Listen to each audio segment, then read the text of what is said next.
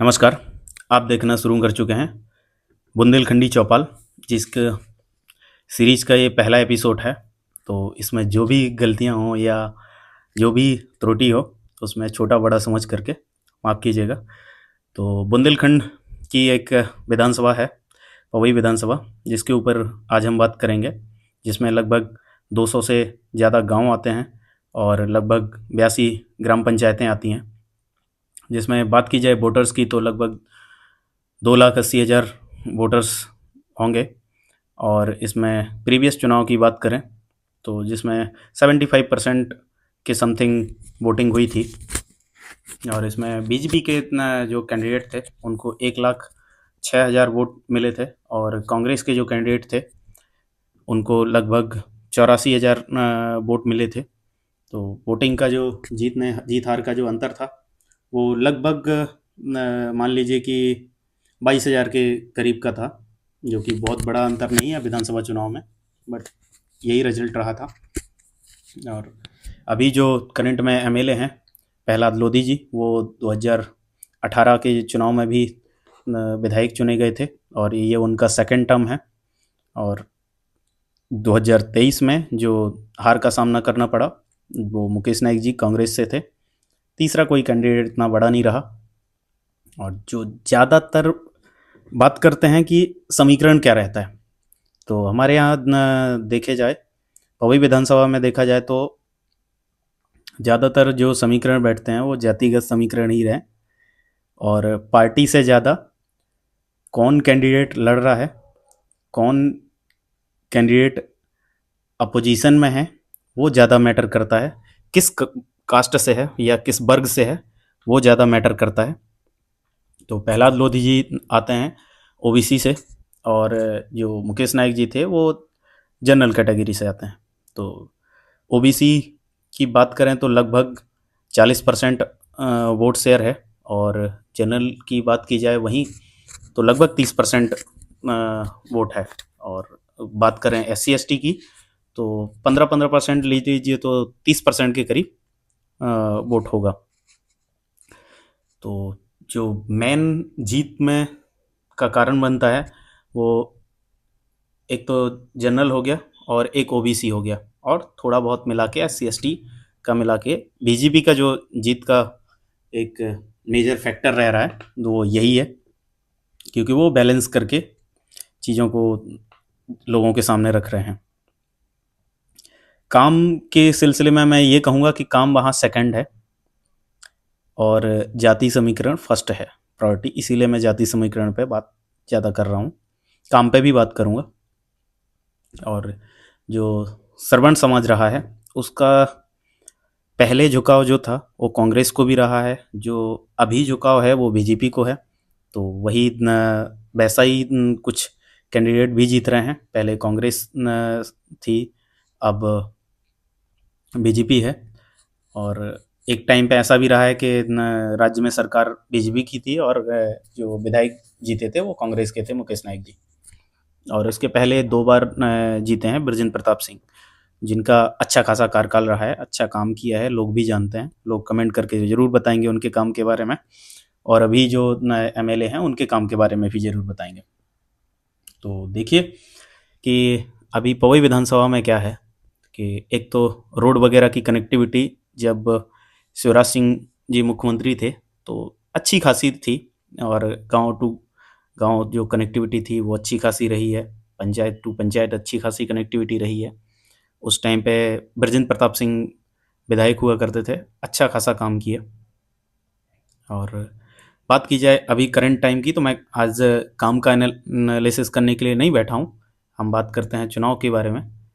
और क्यों बात कर रहा हूँ, इसका मेन रीज़न है कि मैं खुद भी युवा हूँ, और मैं चाहता हूँ कि जो युवा हैं, चाहे वो कांग्रेस में हों, चाहे वो बीजेपी में हों, चाहे उनने अभी कोई भी पार्टी ज्वाइन नहीं की हो, उनको आना चाहिए राजनीति में। क्यों आना चाहिए, इसका मेन रीजंस हैं कि राजनीति सिर्फ उसकी नहीं है जिसको अपना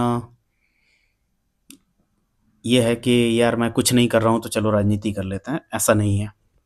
आप पढ़े लिखे हैं, आप सेंसिबल हैं, तो देशभक्ति सिर्फ 26 जनवरी और 15 अगस्त के लिए नहीं है। आप अच्छा काम कीजिए, एक अच्छी प्रोफाइल बनाइए अपनी। करियर के परफेक्ट से भी बात की जाए तो ये खराब नहीं है, और आना चाहिए लोगों को राजनीति में। कोई और आपके ऊपर न राज करे उससे अच्छा है कि आप खुद भी आए ना। तो आप यदि युवा हैं तो आपको ज़रूर ज़्यादातर मुद्दे से आप अवगत होंगे, तो ज़रूर आना चाहिए। अभी देखता हूँ कि बीजेपी एक ट्रेंड चला है कि जो जा रहा है बस बीजेपी में जा रहा है, क्योंकि सरकार उनकी है, सेंट्रल में भी सरकार उनकी है, कांग्रेस की तरफ नहीं जाना चाहते हैं। उसका मेन रीज़न है कि जो युवा नेता आ रहे हैं उनका कोई राजनीतिक मुद्दा नहीं है, उनकी कोई राजनीतिक इतनी ज़्यादा सोच नहीं है, और होगी भी। बहुत लोग ऐसे नहीं है कि जिनकी है नहीं है, बिल्कुल है।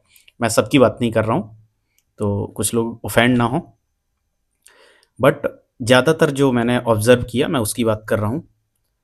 तो जो भी लोग जा रहे हैं उनको एक सोच के साथ जाना चाहिए, चाहे आप कांग्रेस में जाएं चाहे आप बीजेपी में जाएं। यदि आपकी सोच होगी ना, और आप कांग्रेस में है भली सरकार नहीं है, यदि आपकी सोच सही है ना, एक दिन वो लोगों के कानों तक जरूर पहुंचेगी और लोग उस पर जरूर भरोसा करेंगे। यदि कैंडिडेट है तो आप स्थानीय पकड़ बनाइए, आप गांव गांव में अपनी पकड़ बनाइए, दो चार लोग आपके हर गांव में होंगे, तो आपका जो वोट शेयर है या जो भी आप क्या सोचते हैं वो सोच जब आपकी एक सर्कल बनेगा, तो वो कम्युनिटी जो बिल्ड होगी ना, वो जातीय समीकरण से कहीं बहुत बड़ी होगी, वो आपके विकास आपके काम को जरूर दर्शाएगी। तो जरूर लोगों को काम करना चाहिए। अभी बात करते हैं करंट सिचुएशन क्या चल रही है। तो जैसे जाति समीकरण रहा इसी हिसाब से काम का भी एनालिसिस होता रहा है। ऐसा नहीं है, जो पवई विधानसभा की सीट रही है वो बहुत स्विंग वाली सीट रही है। ऐसा नहीं रहा है कि कोई एक कैंडिडेट जीतता रहा है, कभी कांग्रेस के पाले में रही है, कभी बीजेपी के पाले में। अभी जितना मैंने देखा है तो बीजेपी के पाले में ज़्यादा रह रही है। तो कांग्रेस का जो जहाँ लैग कर रही है कांग्रेस, वहाँ संगठन की भी कमी है, और जो उनने कैंडिडेट उतारा वो आउटसाइडर कैंडिडेट था, और 2023 की जो लहर थी वो थोड़ा सा इस पे भी थी कि स्थानीय कैंडिडेट रखा जाए, जो कि ओबीसी वर्ग ने पकड़ी और एक जाति समीकरण मिला, तो जीत अपनी बीजेपी से हो गई, कैंडिडेट बीजेपी का रहा।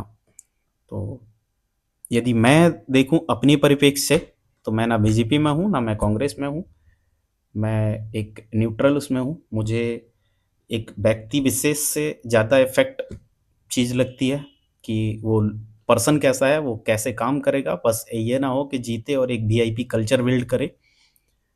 उससे क्या होता है ना कि अगला भी जो कैंडिडेट जीतेगा ना, सेम उसकी भी सोच उसी काइंड ऑफ तरीके से हो जाती है। तो काम के परिप्रेक्ष्य में ज़्यादा रहे, क्योंकि ये पन्ना जिला की सबसे बड़ी विधानसभा है, और यहाँ से जो विधायक रहे हैं वो मंत्री भी बने हैं। तो यदि आप मंत्री बनते हैं तो आपकी काबिलियत पे भरोसा सिर्फ जनता को नहीं, आपकी पार्टी को भी होगा, संगठन को भी होगा, तभी आप बनते हैं। तो ये सेंसिबल चीज़ है, और ये चीज़ कहीं ज़्यादा उठनी चाहिए। आप जाति से उठ के वोट दीजिए, तो ये चीज़ ज़रूर सामने आएगी। जब ऐसा होने लगेगा ना कि किस कास्ट से है या किस वर्ग से है, ये मैटर नहीं करेगा, वो व्यक्ति कैसा है, उसकी क्या सोच है, उस पे जब चीज़ें आने लगेंगी ना, तो विकास अपने आप होगा। और जिसको भी जज करना है, मैं यही कहूँगा कि आप उसके काम पे जज कीजिए, काम पे एनालिसिस कीजिए। ऐसा नहीं है कि जो भी करंट एमएलए हैं आप उस पर बात नहीं कर सकते हैं, बिल्कुल बात करनी चाहिए। चाहे आप बीजेपी में भी हैं तो भी आपको एक चीज़ को पकड़नी चाहिए और उस चीज़ को लेके जाना चाहिए कि क्या कामकाज हैं। जैसे अभी पवई से एक रोड जाता है, कटनी और पन्ना के बीच का हाईवे है, वो कब से देख रहा हूँ कि चल ही रहा है। खैर उसका काम बढ़ता होगा, कोई दिक्कत नहीं, बट बढ़ ही रहा है काम तो क्या ही मतलब का। लोहा तप के सोना बनता है, बट लोहा तपता ही रहे तो किस काम का। तो यही चीज़ें हैं। और जो अभी मुद्दे चल रहे हैं या जो अभी सिचुएशन चल रही है, तो लोगों को लगे कि नहीं यार ये तो ऐसा है कि अभी सोच सकते हैं, अभी बहुत टाइम है। नहीं है टाइम। ये विधायक विधानसभा का जो चुनाव है बहुत बड़ा चुनाव होता है। यदि किसी को अपना पृष्ठभूमि बनानी है तो उसके लिए टाइम लगता है, वो टाइम आपको देना पड़ेगा। तो उस हिसाब से चीज़ें हों ताकि एक राइट कैंडिडेट जीते, राइट कैंडिडेट मैदान में आए और वो जीते। तो आई होप कि आप लोगों को मेरी वीडियो पसंद आए। अभी ये मेरा पहला एपिसोड है, बहुत सारी गलतियाँ हो सकती हैं, बहुत सारी चीज़ें छूट भी सकती हैं, तो आप कमेंट करके ज़रूर सजेस्ट कीजिए। और वीडियो अच्छी लगे, कुछ लगे कि कुछ जानकारी थी, तो लाइक कीजिए, कमेंट कीजिए। और यदि आप यूट्यूब पे देख रहे हैं या फेसबुक पे देख रहे हैं तो फॉलो और सब्सक्राइब ज़रूर करें। तो चलते हैं, धन्यवाद।